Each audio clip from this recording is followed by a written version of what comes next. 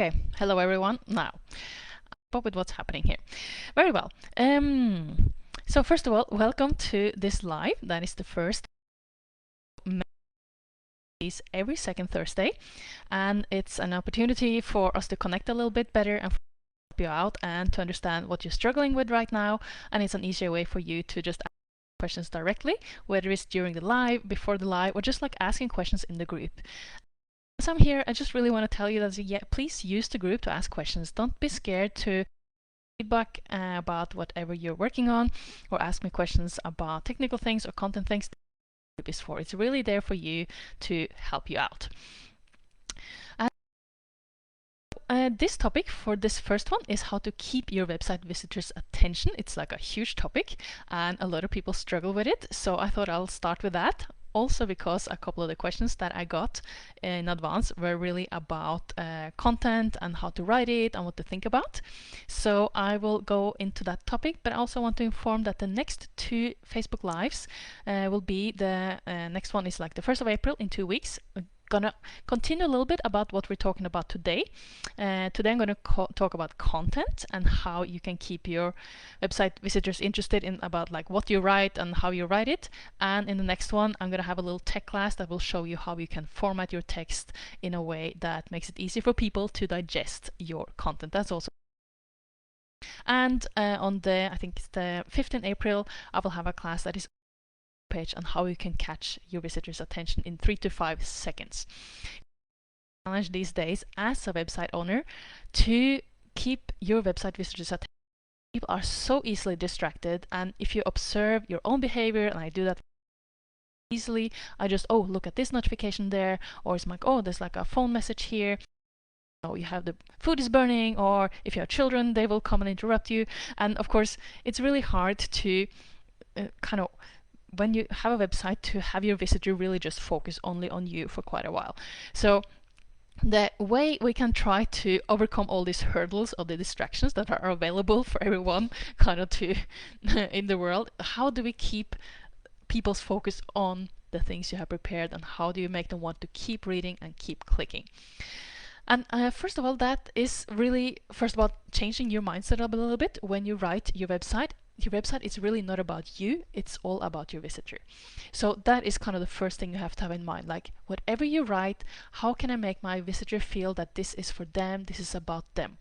And the very first thing to do to kind of achieve that is to think about, okay, where are my website visitors right now? What kind of mindset do they have? What kind of feelings do they have? What kind of problems and struggles do they have? What is it that I can write about? Person really understands me. This person understands what I'm feeling, they understand specific situations are happening in my life, and they understand what I wish to achieve by potentially working with this person. So that means that when we write, you want to that they will go like, oh yeah, this is totally me, or statements that they're like, oh yeah, this is happening to me. Something that gives a yes reaction. And this is valid for all of your pages. I'm going to focus a little bit about the about page today because the questions I got were related to the story and what we write. So before going into that, it's one more thing I want to mention, especially with the about page. It wasn't a question, but it's something that I see that people still write their about page, sometimes in the third person. And I recommend you not to do that. Always write as if you speak to a person in person, like use the kind of words you would use when you have a conversation. If you have problems writing your about story or anything, the best thing is if you have a good friend that would just ask you, hey, tell me about your story, or tell me about your skills and experience, and do that in the most natural way as if you would do it in a conversation. Then you can kind of either record that conversation with your friend or whoever you're practicing with, and just make sure you use kind of those words on your website. Or if you read out loud the things you write on your website, which is like, okay, if I read this loud, does it even sound like me when I speak? Or does it sound maybe too polished or too corporate? A lot of us come from the corporate world, me included, and in the beginning it was really hard to kind of write the way I speak and write in a more relatable way instead of finding all these fancy words. Like, forget about the fancy words. You want to use the words you use when you actually have a conversation. So now I'm going to go into the questions that I got here. The first one was from Anna Correira, and she asked like, okay, how much is too much when I tell my story? And shall I tell my personal story more detailed or maybe keep it short? So to answer this is, as for page, people don't have to scroll more than one or maybe two times when you're on and it's okay if it's a longer story. If you feel that visitors to know certain parts of your story and it turns a little bit long, just make sure that the most relevant part, the part that they can really connect to and relate to, is on top. There are always people who kind of want to read everything, and that's okay. And that's really cool, but most people will just skim through. So keep it at the top, the information that you really want them to see, things that are relatable to them, things that make them understand why you're really good at helping them and why you are the best person to help them. So show your personality, absolutely. Use pictures so they get a feeling of who you are.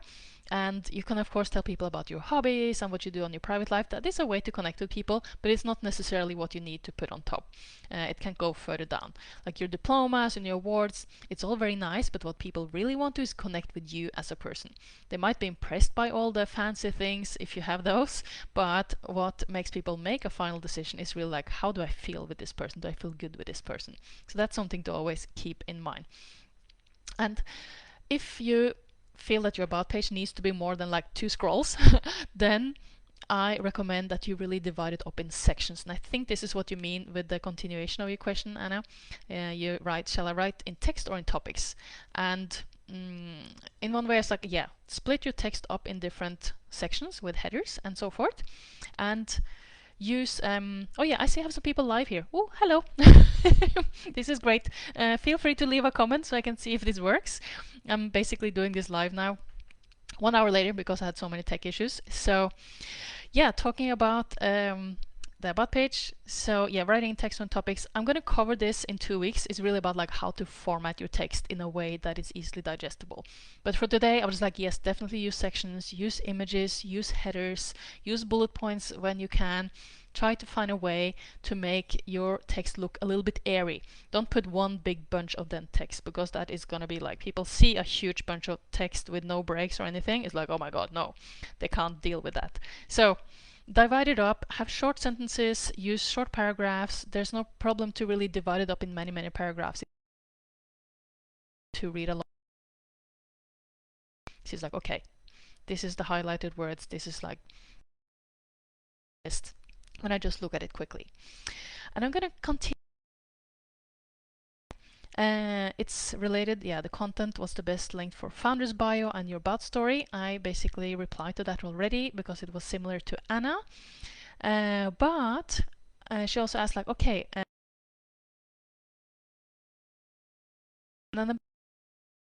ambassador program or a service page or anywhere you provide, it's really great to have a longer page for that.